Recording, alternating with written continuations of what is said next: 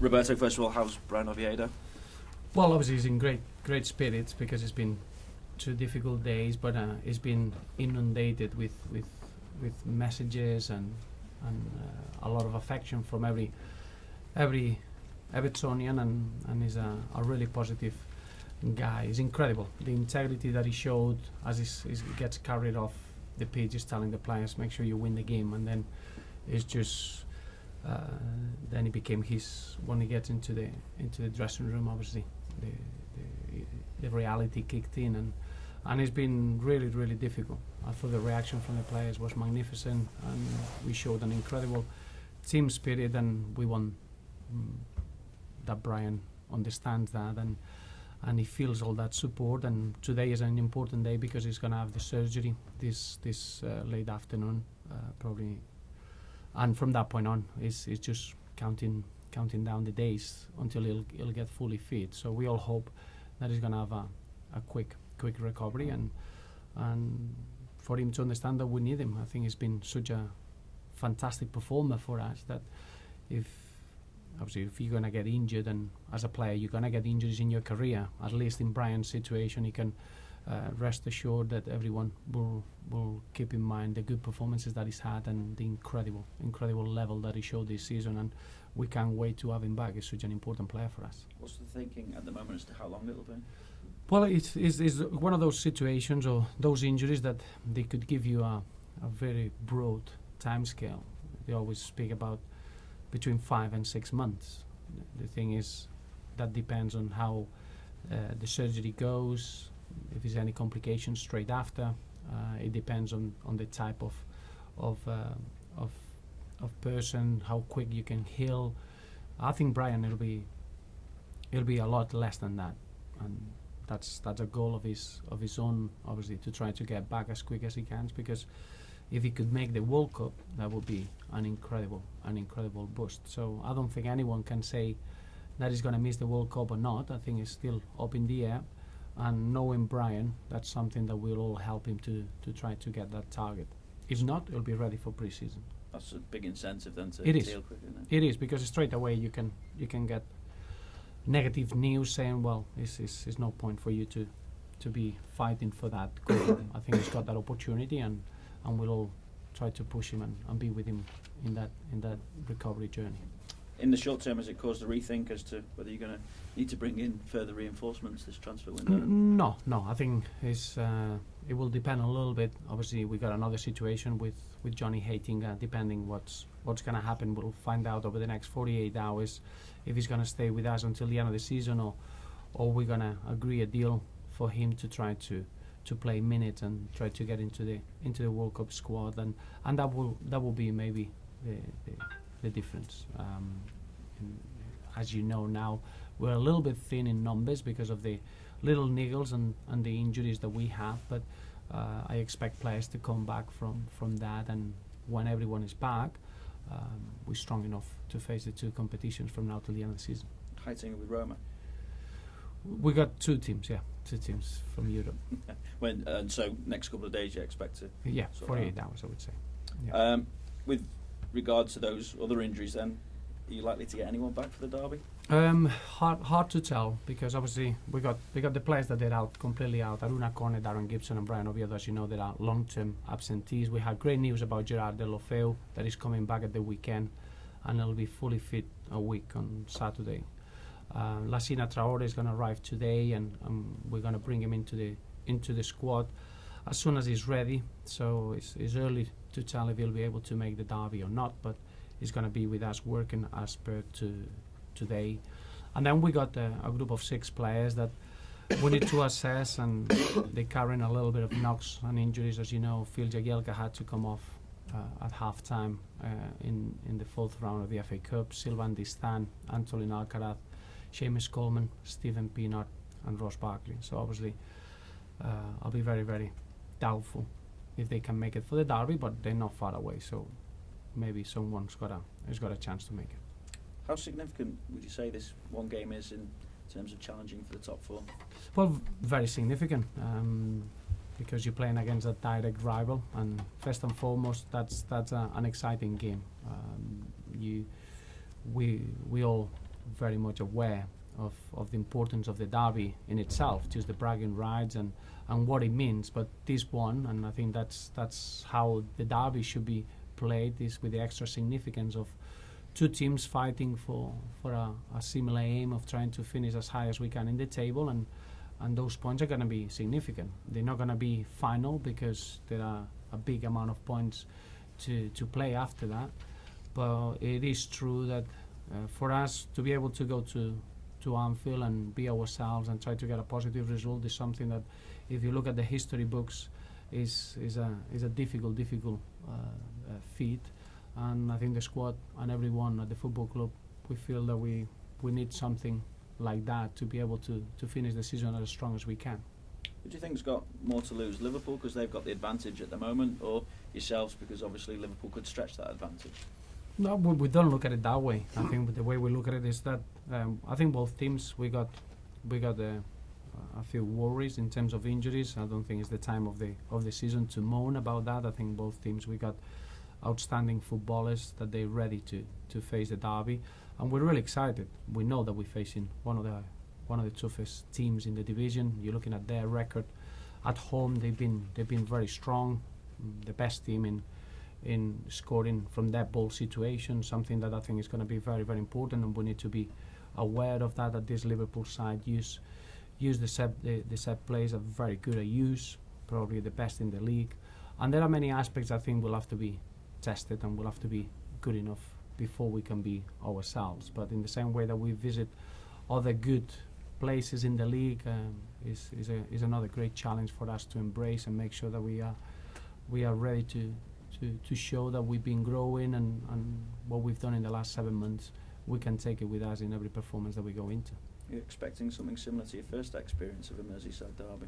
Yes, in a way, yes, because I expect two teams that they want to control the football, two teams that they want to be based on attacking football and trying to win the game by scoring goals that will make it an open game, an exciting game, full of quality and going down to very small margins. As I say, we considered 3 goals from that ball situations that day, something that is very unusual on us. I think we've been very strong, if not pristine in that department. So that's something that we need to correct going into the next one. A couple of final things. Any developments? Leighton Baines, where's the Yeah, well, finally I can give you good news on that. I think it's been a phenomenal boost for ourselves. Leighton Baines is signed a new contract, and as you can imagine, to be able to have Leighton Baines, or secure Leighton Baines' best years of his career at Everton, it means a lot, especially in this January window that we're all talking about having a strong squad and going into the second half of the season as strong as we can be. We're all excited. Well, that's an understatement. That Leighton Baines, we've been able to secure his long-term future with the football club, and we're all looking forward to this second half of the season, having Leighton Baines' experience, maturity, and know-how in our squad. How long does the new contract take him? It's a long term, so it's for the next 4 years. So obviously now he's just turned 29, as you can imagine, in such a specialized position. For us, it gives us a great boost internally, but I know that the fans will be delighted, because Leighton is more than a footballer at our football club, and what it represents is that the real strong intent of trying to progress, to get stronger, and Leighton will bring all of that on the football pitch. What does it say about the club that you've been able to see off the kind of interest that there has been in Leighton from Manchester United? Well, I'm not going on the outside. I think you're looking at Leighton's moment of his career. As you know, he's got the World Cup around the corner. You're looking at the consistent performer that he is. Not many players can play 38 games in the league, 2 seasons out of the last 3. You're looking how important he is with the daily standards, the influence that he has with the younger players. I'm just looking at what Leighton can do in the next 4 years in this dressing room, and it's going to be as good as it gets. It's huge. You're looking at, as a player, for me, he's been performing as one of the best left backs in European football. I think the best is still to come, because now you get into a position where you start enjoying the experience, you start enjoying the the understanding of the game that you have, and you're gonna infect the others around you. So from every angle that you look at it, to have Leighton now with the focus and the tranquility to be at Everton for the long term is an incredible boost. Now you've been able to get him on a long-term deal. Could you keep Lukaku beyond this season, given it looks like Chelsea are willing to sell in the summer? Certainly that seems to be the rumour, at least, anyway. Yeah, I don't think is an issue for now. I think what we want about Rom is we've been so satisfied in the manner that he's settled into the football club, in the manner that he's been enjoying his football, and now he's got a great opportunity. The next 4 months are going to be a real exciting prospect for his own development. Remember, there's a player that is starting now to play 90 minutes every game. He develops a real responsible way of playing, and I wanna see Romelu enjoying this second half of the season and see him growing even further. At the end of the season, it's going to be an issue that we're going to try to fight as much as we can. But as I said, we always wanted Romelu here for him to feel loved by every Evertonian, to allow him to play his football, to enjoy his football, and he's done that so far. And I still think that the next 4 months we're going to see a lot more of that. And just finally, the cup draw as well. What do you make of the cup draw? Well, when you get into these stages, you know that you're going to get difficult games. To be able to play at home is always a massive boost. So we're delighted with that. Obviously, I know Swansea really well, and that's going to make it a really difficult game. It's not that you don't expect an easy game, because whoever you're going to play at this stage is going to bring its own difficulties. Playing against a Premier League side probably narrows down the uncertainty level. Playing at home is something that we welcome, but we'll leave it on this side, and we'll be excited about it when the date comes around. Do you look at it that it's opened up, given It the is, top yeah. four being drawn against each other?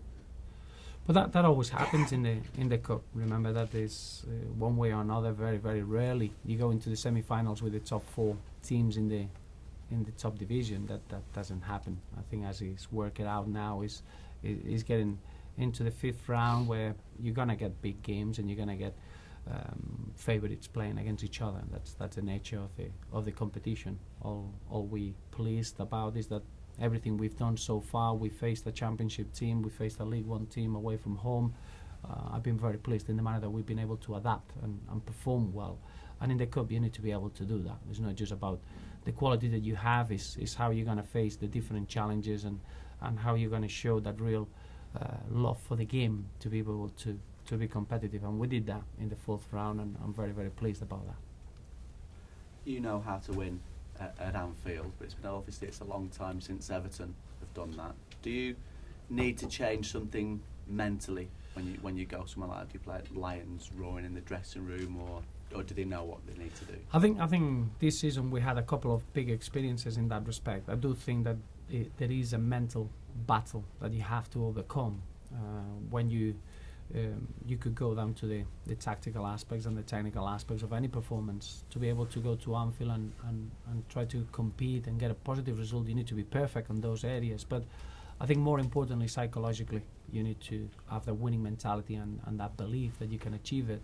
I think this season we've been tested in that respect, going to the Emirates and being able to perform in the manner that we did, going to Old Trafford and get a win after 21 years. I think as a group we're ready. We're ready to go anywhere and be ourselves. That doesn't mean that you're going to win. You could win, draw or lose, but what we're looking for is for a very strong performance, to be as good as we can, and I think mentally we're ready to do that after what we achieved this season so far. And you mentioned the 3-3 at Goodison. Did that change something mentally as well for your defenders, because you've been particularly sharp at the back since that game? No, well, that you can assess that performance in many different ways. I thought we were very good defensively from open play. If you remember the first half, we kept Liverpool to no shots on target, and to do that is you need to be very good. Obviously, conceding 3 goals, they all were down to dead ball situations. I think there are big elements of concentration, big elements of not allowing Liverpool what they do in the box, which they're very clever and they've been very efficient with it.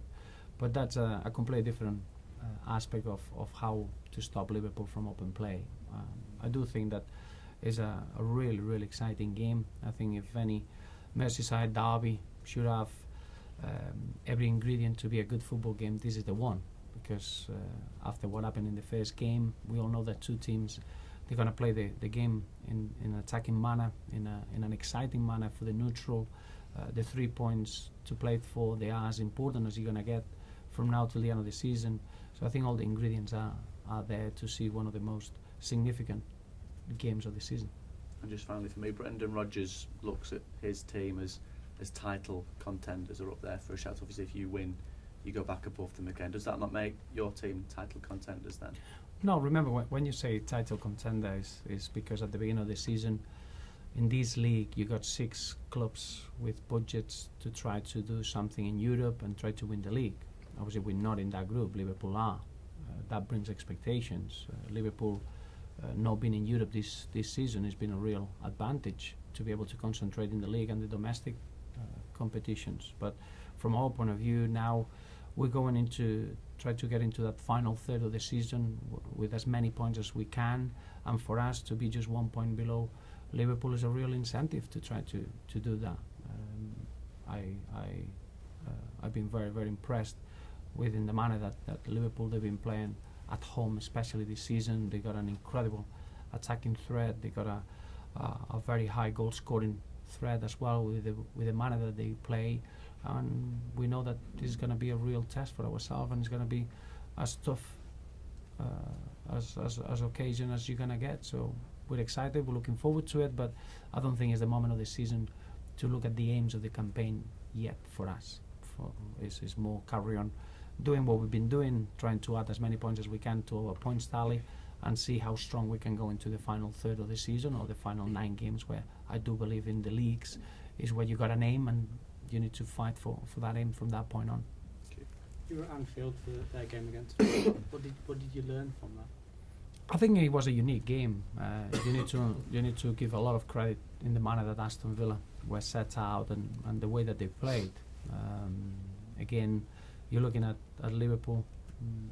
They were 2-0 down and never gave up. They got an incredible resilience, and you saw a character and a fighting spirit that probably that's why they've been getting so many good results at home. So it's not just the things that Aston Villa did well or the quality that this Liverpool side has. It was clear to see that this Liverpool side has got a very good attitude, a good character within the side, and that's why if you want to go to Anfield and get a positive result, you need to look at your own selves and be as good as you can, and that's what we're going to do. Focus on what we can do on Tuesday. Okay. Thank